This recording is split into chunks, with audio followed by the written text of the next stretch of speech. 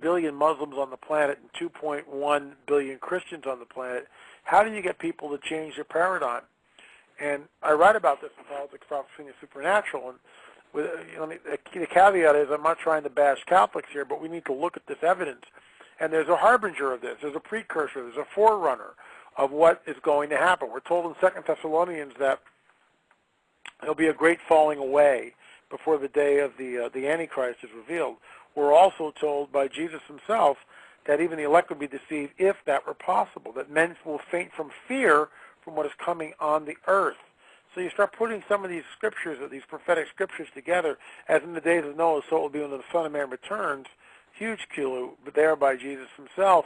It's pointing towards something. And we know that this one world religious system, how do you get people to change their paradigm?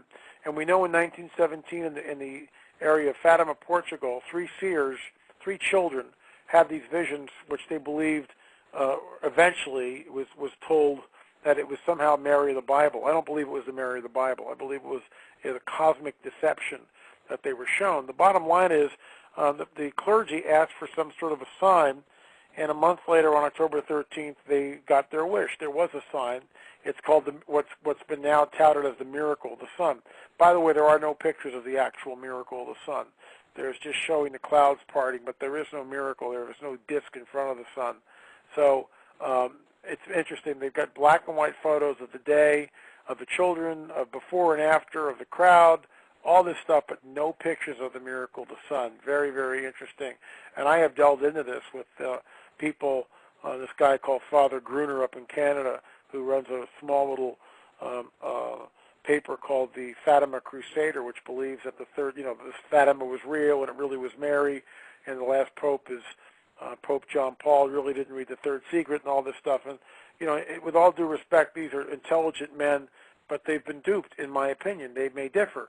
When we go back and we look at what the actual witnesses standing in this field, 1917, looking up at the so-called miracle of the sun, and this was written by these 2 men, Fernandez and Armada, Celestial Secrets. They did their homework. They went back into the actual lexicon of what people were saying, and witness after witness says, we look up and saw a large silver disc. We looked up and saw a spinning silver disc. We looked up and saw a disc throwing out multicolors. We looked up and saw a silver disc, dull silver disc. Oh, the word disc is used over and over again, because we must remember in 1917 there was no words for flying saucer or UFO. Those would come into our lexicon in the latter part of the century or another decades away. So in my opinion, this is a harbinger of deception, and it had the intended effect. 70,000 people's worldview were changed as they saw this phenomena in front of them. They saw signs and wonders, didn't they? Lying signs and wonders, and they believed that this was whatever the Catholic Church told them to believe. And many people believe it was the Mary of the Bible. It had nothing to do with the Mary of the Bible, with all due respect to Catholics and those who believe in the Fatima apparitions. So it's a harbinger, it's a precursor, and what it shows us that, and here's my scenario that I talk about in Politics, Prophecy, and the Supernatural. If there's a war in the Middle East in which there's some sort of a nuclear conflagration between, let's say, Israel, let's say it is the Ezekiel 38 war, where we see this confederacy of nations coming up against the land of unwalled villages, i.e. Israel, Russia leading the fray, and Iran certainly, and perhaps Syria and Lebanon with Hezbollah and Hamas. They're all trying to completely destroy the Zionist state. I blogged about it this morning. Ahmadinejad once again is saber-rattling in the area, talking about the Middle East needs to be free from the Zionist state, Israel. And so, if Ezekiel 38, 39 scenario actually happens, and there is some sort of a nuclear device which is set off, this would cause the greatest collective fear mankind has ever witnessed. And the Luciferians, the Satanists, move in a climate of fear. This is their currency. This is what they do. They thrive on it. They feed off of it. It gives them energy. And at that point, I believe that this is a perfect time to materialize 1 mile, 2 mile wide, 3 mile wide crafts over the cities of the world. And at that point, all bets are off. You see, when the thing happens, when the phenomena finally gets sprung, it's too late. The pastors are going to get up and going to try to talk about, well, this is deception, and people are going to go, why did you tell us before? Why did you say something before? Why should we believe you? We're going to believe this. And that's the danger. And it causes the great falling away. The word in the Greek in 2 Thessalonians chapter 4 is Greek apostasia. And to me it means apostasy. It's not a departure like a rapture. That would be another word. It's torturing the text, I believe, if you go there. There are those who delve into this and believe that it's not apostasy, that it somehow links into the rapture. And I mean, to me, it's torturing the text in a way that's just not right. You're trying to shoehorn your theology into what the text is saying, and the text is saying very clearly. Look, I went to a Greek scholar. I mean, this guy reads the ancient Greek and the New Greek in a Bible side by side, so he gets both translations, and it's apostasia, apostasy. Yeah, the people just totally change their religion. They just completely, like you said, change their paradigm. Exactly. Yeah, I totally agree with that. Yeah, absolutely. All right, let me ask you a question about your newest book, The Alien Interview. That one I'm excited about. I haven't had a chance to read yet, and I want you to tell us a little bit about that.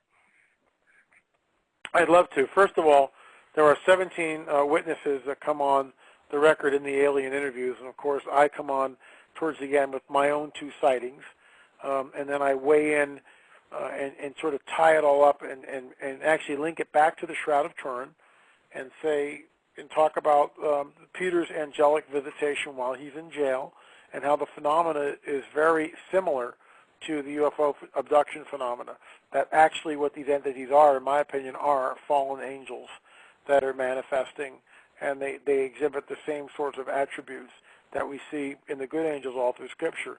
But there are 5 PhDs that come on the record: Dr. Jacobs, Dr. Roger Lear, Dr. Jesse Marcel, retired Major George Fowler, Dr. Lynn Katai, and Dr. Wanger. These people's credentials are impeccable. They're highly educated men and women that come on the record. And then you've got people like Karina Sables, who is an abductee. Joe Jordan, of course, who was a MUFON investigator, and now he has counseled well over 300 people and brought them out of the UFO phenomena. Ricky Sorrell, who actually was in Stevensville, Texas, and saw the Stevensville light, comes on the record. I spoke to him between at least 8 times, closer to a dozen. Never changed his story, never embellished it, and he was underneath this craft, which he estimates to be perhaps a mile wide, directly over the treetops. He was out deer hunting on New Year's Day, and he actually at one point thought about firing his shotgun or firing his gun, his rifle, up at the craft, and didn't, thank God. And I asked him, what was it like? He said, overwhelming.